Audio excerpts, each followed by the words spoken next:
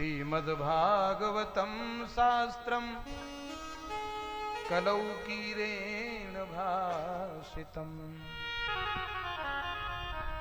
यह जो श्रीमद् भागवत महापुराण की कथा हम लोग सुन रहे हैं, कलयुग में बस यही एक साधन है जो हमें इन दो प्रकार के दुखों से छुड़ा सकता है।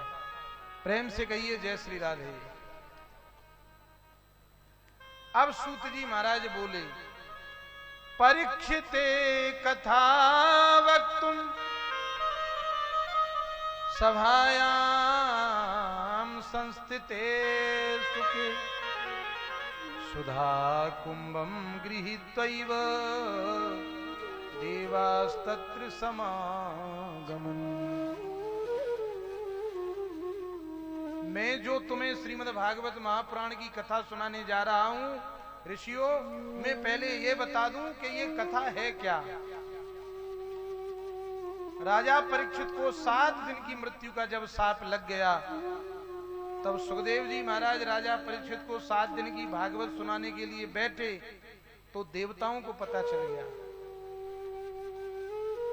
तो देवताओं को पता चल गया कि सुखदेव जी राजा परीक्षित को भागवत महापुराण सुना रहे हैं।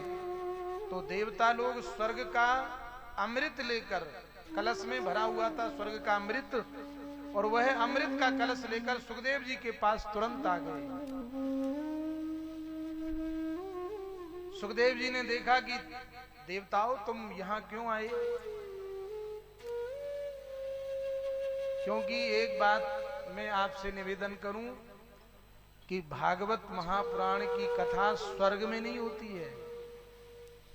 देवताओं को ये कथा सुनने को नहीं मिल सकती है। स्वर्ग की बात जाने दो, भागवत महापुराण भगवान की कथा तो बैकुंठ में भी नहीं होती है। वहां भी ये सुविधा उपलब्ध नहीं है जो हमारे पास है, क्योंकि सब भक्तों को लेकर राम जी जब अपने धाम जाने लगे, भगवान श्री कृष्ण का धाम है निज धाम गोलोक धाम, और भगवान श्री राम जी का धाम है साकेत धाम। राम जी सभी अयोध्या वासियों को लेकर, सबको लेकर भगवान जब साकेत धाम जाने लगे, तो राम जी ने देखा मेरे पास में सब तो हैं, पर मेरे साथ जो हर समय अंग संग रहने वाले हनुमान जी नहीं है। हनुमान जी कहां चले गए? तब हनुमान जी को बुलाया गया। हनुमान जी तुरंत उपस्थित हो गए। प्रभु आज्ञा करिए। राम जी बोले, हनुमान सब लोग मेरे साथ में जा रहे हैं, क्या तुम्हारी इच्छा नहीं है मेरे साथ चलने की? हनुमान जी बोले, सरकार इच्छा तो है, पर एक बात आपसे पूछना चाहता हूं। राम जी बोले, कहो। तो हनुमान जी ने भगवान से पूछा, प्रभु आप एक बात बताएं, यदि मैं आपके साथ में साकेत धाम चलूं तो क्या मुझे वहां आपकी कथा सुनने के लिए मिलेगी? राम जी बोले, वहां तो हम ही हैं, हमारी कथा नहीं होती वहां। तो हनुमान जी बोले, सरकार फिर तो दास को आप यहीं रहने दीजिए, मैं आपके साथ में साकेत नहीं जाऊंगा। राम जी बोले, यहाँ कब तक रहोगे?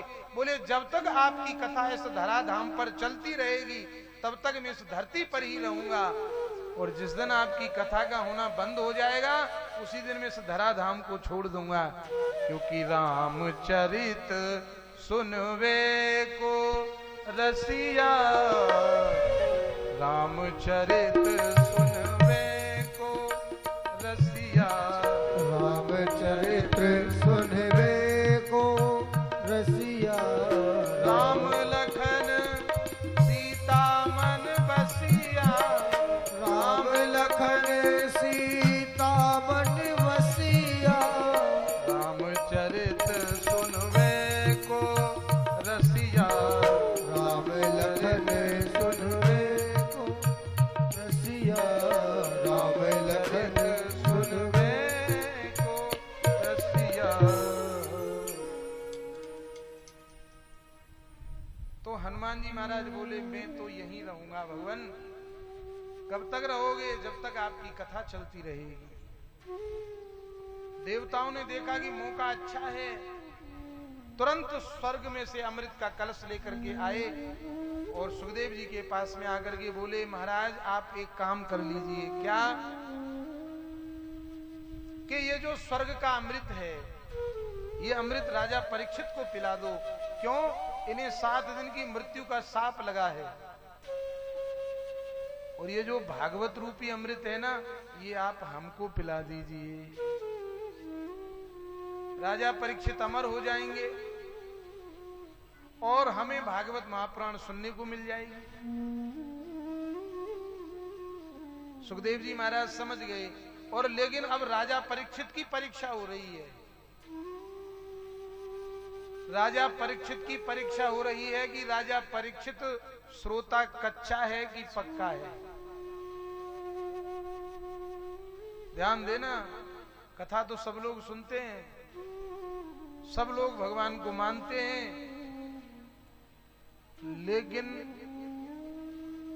हर श्रोता पक्का नहीं होता है। एक छोटा सा प्रसंग मुझे याद आ गया। एक बार जनक महाराज ने अपने यहां उपनिषदों की कथा कराई। तो कथावाचक कौन थे? बोले याज्ञवल्क्य मुनि। याज्ञवल्क्य मुनि को बुलाया उपनिषदों की कथा कराने के लिए। तो जैसे ही संत महात्माओं ने सुना कि याज्ञवल्क्य जी कथा करने आ रहे हैं, तो सभी साधु महात्मा महाराज जनक जी के यहाँ आ गए और वहां कथा सुनने के लिए सबने डेरा डाल दिया। रोज कथा होती, लेकिन याज्ञवल्क्य जी का एक नियम था कि जब तक राजा जनक अपने आसन पर आकर ना बैठ जाएं, तब तक याज्ञवल्क्य जी कथा शुरू नहीं करते थे। और जैसे ही जनक जी आगे बैठे, फिर कथा शुरू। तो जो और साधु संत थे, उनके मन में एक अटपटासा, एक शंका हो गई। उन्होंने सोचा कि ये तो राजा हैं, और राजा जब तक आता नहीं है तब तक कथा शुरू ये करते नहीं है। हम तो महात्मा ठहरे, फक्कड़ हैं, हम तो इनको क्या देंगे, लेकिन राजा तो बहुत सी दान दक्षिणा देंगे इनको। ऐसा भाव इन ऋषियों के मन में आ गया। और याज्ञवल्क्य जी समझ गए कि इनके मन में क्या भाव आया है। तो एक दिन उन्होंने परीक्षा लेने के लिए एक छोटी सी लीला कर दी कि जैसे ही कथा का शुभारंभ हुआ, तो किसी ने आकर के कह दिया, अरे महात्माओं, तुम यहाँ बैठे हो, कथा सुन रहे हो, तुम्हारी कुटियाओं में आग लग गई है। जैसे ही महात्माओं ने सुना कि हमारी कुटिया में आग लग गई, अरे हमारा तो कमंडल पड़ा था, नया कंबल मिला था अभी, सब महात्मा उठ के भागे। और जनक जी वहीं बैठे रह गए, सब चले गए, केवल अकेले जनक जी बैठे रह गए। तो याज्ञवल्क्य जी ने देखा कि इनकी भी परीक्षा हो जाए। एक सैनिक दौड़ा दौड़ा आया, महाराज आप कथा सुन रहे हैं, हमारे राज्य पर किसी राजा ने आक्रमण कर दिया है। जनक जी बोले, अब तो भैया ये कथा विश्राम होगी, तभी मैं उठूंगा। फिर दोबारा मंत्री आया, महाराज आप जल्दी चलिए। जनक जी बोले, जिसकी कथा सुन रहा हूं ना, वो ही देखेगा क्या करना है, और खबरदार दोबारा मेरे पास मत आना। जब तक ये कथा चले तब तक मुझे कोई बुलाने नहीं आएगा। वो आक्रमण हो रहा है तो होने दो, देखा जाएगा। और इतनी देर बाद में संतों ने जाकर के देखा, कोई आग नहीं लगी थी। और फिर महात्मा लोग यहाँ आकर के बैठे। तब याज्ञवल्क्य जी ने कहा, ऋषियों, तुम्हारे मन में ये प्रश्न, ये शंका हो गई कि मैं राजा जनक जब तक नहीं आते मैं कथा शुरू नहीं करता। अब तुम्हारी समझ में बात आ गई। इस कथा के सच्चे श्रोता तो जनक महाराज ही हैं। तुम्हारी कुटिया में क्या था, छोटा लोटा कमंडल, इससे ज्यादा तो क्या होगा। मान लो वो जल भी जाते तो और मिल जाते, लेकिन तुमने उनको कथा से भी ज्यादा महत्वपूर्ण समझा कि कथा को बीच में ही छोड़ के भाग गए।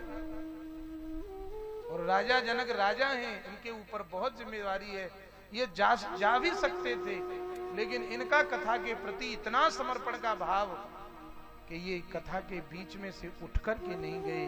अब तुमको पता चल गया कि राजा जनक जब तक ना आए मैं क्यों कथा नहीं शुरू करता हूं, क्योंकि सच्चे श्रोता तो महाराज जनक हैं।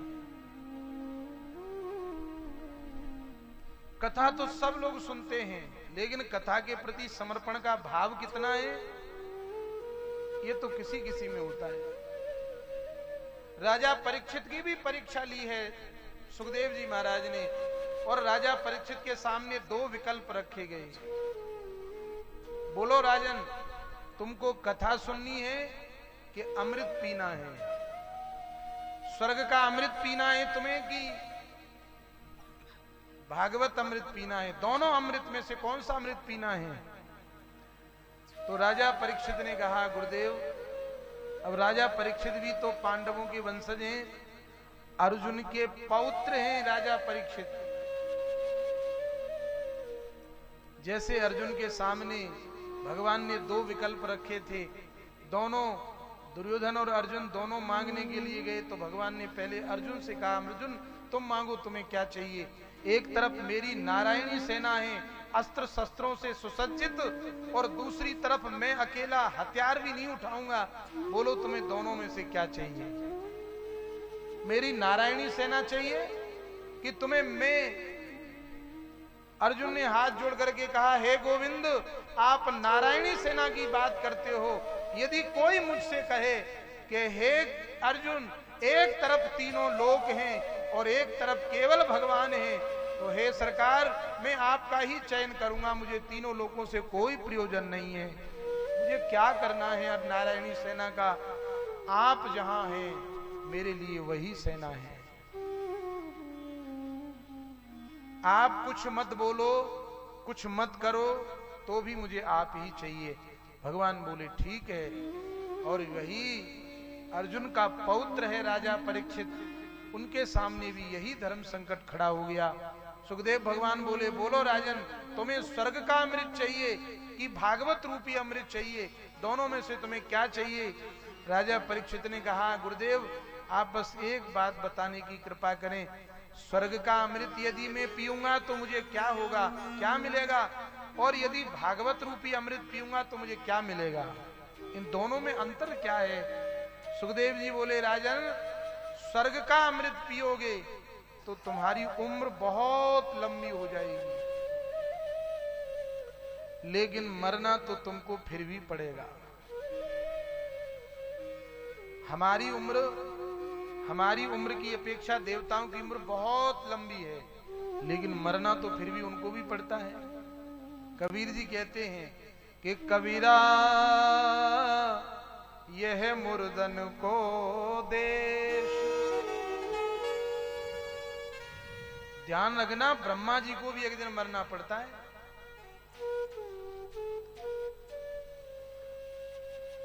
सबको एक दिन मरना पड़ता है, अमर कोई नहीं है यहां। देवताओं को भी मरना पड़ता है। क्षीणे पुण्य मृत्यु लोकम विशंति। भाई कभी तो उनका पुण्य क्षीण होगा, लेकिन हे राजन, स्वर्ग का अमृत पियोगे तो स्वर्ग का अमृत तुम्हें दीर्घ जीवी बना देगा, लेकिन भागवत रूपी अमृत पियोगे तो भागवत रूपी अमृत तुम्हें दिव्य जीवी बना देगा। और यदि हम दोनों की तुलना करें तो देखो, स्वर्ग के अमृत को कौन लेकर आया? माने अमृत किसने प्रकट किया?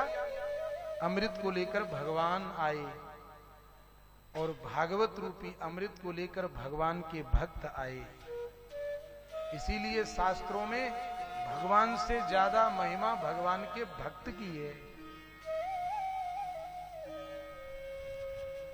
एक संत हुए हैं दरिया, वो कहते हैं कि कोई कहे अमृत सरगा माही, कोई कहे अमृत सरगा माही,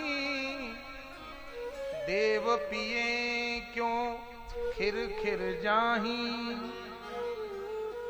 कोई कहे अमृत समुंदर माही, बड़वा नल सोखे तिमताही। कोई कहे अमृत शशि में बासा, कोई कहता है अमृत चंद्रमा में है। कोई कहे अमृत शशि में बासा, लेकिन घटे बढ़े क्यों होवे नासा। वो भी घटता है बढ़ता है, उसका भी नाश होता है। कोई कहे अमृत शशि में बासा, घटे बढ़े क्यों होवे नासा। सब अमृत बातों का बात, अमृत है संतन के पास। ये सब अमृत बेकार है, सच्चा अमृत तो केवल संतों के पास में है। बोले कौन सा अमृत है? कि अमृत दरिया कथा अनंत, पी पी जाहि अमर भय संत। ये कथा रूपी जो अमृत है राजन, इसे जो जिसने पी लिया वो अमर हो गया। अमर होने का मतलब शरीर से नहीं, अमर होने का मतलब है उसके मन में से मृत्यु का भय सदा के लिए निकल गया। इसीलिए वेद भगवान से प्रार्थना करते हैं, मृत्युर्मामृतम गमय तमसो मा ज्योतिर्गमय। हे प्रभु मुझे मृत्यु से अमरत्व की ओर ले चलो। हे प्रभु मुझे अंधकार से प्रकाश की ओर ले चलो। यही मृत्यु पर विजय पाना है। राजा परीक्षित ने कहा तो मुझे ये अमृत नहीं चाहिए, स्वर्ग का अमृत ठुकरा दिया राजा परीक्षित ने। मुझे तो भागवत रूपी अमृत का पान करना है गुरुदेव, आप तो मुझे भागवत रूपी अमृत का पान कराइए। स्वर्ग के अमृत से हमें क्या प्रयोजन है। राजा परीक्षित ने जब स्वर्ग के अमृत को ठुकराया तो देवताओं को बड़ा आश्चर्य हुआ। एक साधारण राजा ने हमारे स्वर्ग के अमृत को ठुकरा दिया, क्योंकि स्वर्ग के अमृत से देवताओं को बहुत प्रेम है, जल्दी से किसी को नहीं देते हैं। और उस स्वर्ग के अमृत को प्राप्त करने के लिए भगवान ने 4 अवतार धारण किए। ये अमृत कोई साधारण नहीं।